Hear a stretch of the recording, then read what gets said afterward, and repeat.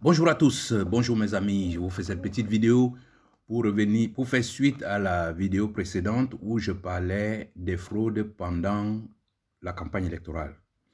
Donc cette fois-ci, je vais revenir sur la punition des fraudeurs aux élections au Cameroun. Parce que vous savez, l'une des grandes réalisations de Paul Biya, c'est d'avoir fait de notre pays un pays de bandits et de criminels, mais surtout qui navigue en toute impunité.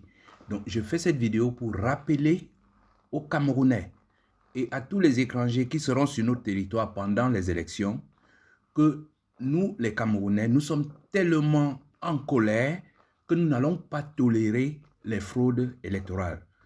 Et à ce propos, je vais rappeler dans cette vidéo quelles sont les punitions que peuvent subir les fraudeurs aux élections.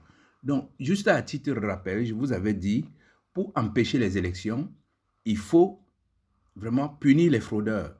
Et en deuxième lieu, je disais, il fallait compter tous les électeurs qui entrent dans le bureau de vote.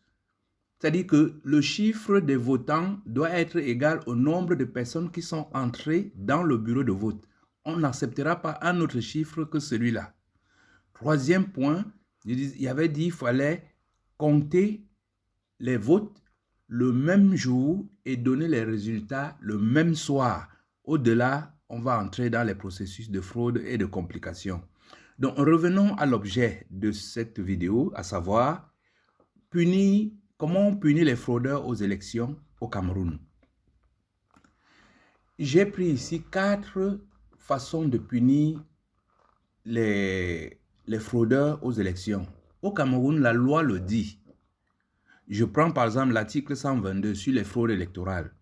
Est puni d'un emprisonnement de 3 à 2 ans et d'une amende de 50 000 à 500 000 francs une personne qui va commettre des fraudes pendant les élections. Donc il faut le dire, il y aura changement. Donc ceux qui ont toujours fraudé en se disant nous serons protégés par le chef bandit, sachez que cette année il y aura changement. Donc si on vous prend en pleine fraude, vous irez en prison. Pareillement, il y a l'article 134 sur le du code pénal qui parle de la corruption, parce qu'il y a trop de corruption pendant les élections.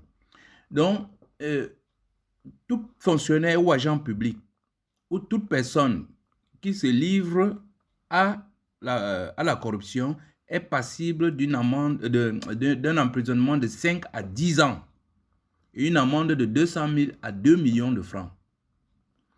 Et donc arrive la troisième sanction. La troisième sanction, c'est la confiscation des biens.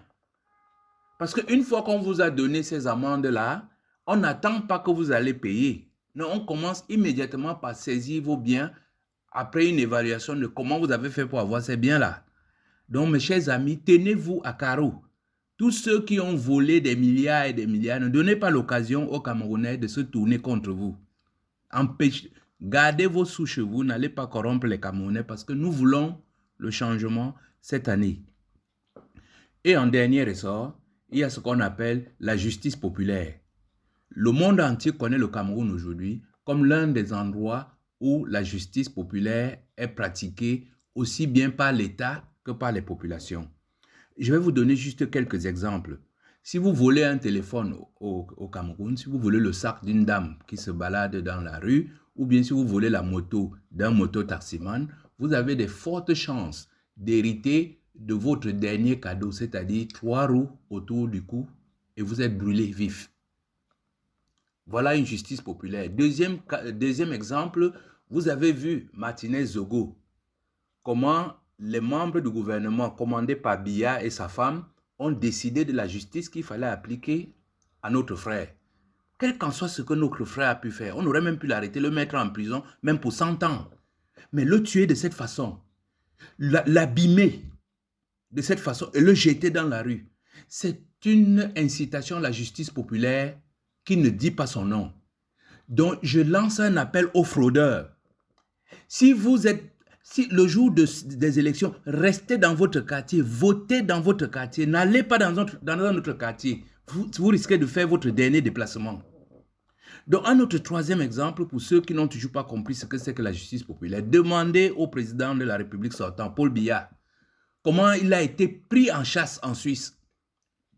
Sa nation, ou bien c'est là où se retrouvent les institutions camerounaises. Pendant 43 ans, il a vécu en Suisse tranquillement. Mais quand les Camerounais en ont eu marre, ils ont dit on passe à la justice populaire, mais cet homme n'a plus jamais dormi tranquille. Donc, je vous donne ces quelques exemples pour que vous compreniez que la justice populaire chez nous est en fait, c'est elle qui règne en maître. Donc, mes chers amis, le jour des élections, ne vous mettez pas en indélicatesse. Ça peut être très cher pour vous. Donc, c'était vraiment ce message très important que je tenais à envoyer ce matin à l'attention des fraudeurs, à l'attention de tous ces gens qui viennent avec des valises de francs CFA pour corrompre les Camerounais, que nous n'en voulons plus. Là, nous avons craqué jusqu'au bout. Merci de m'avoir écouté et partagé.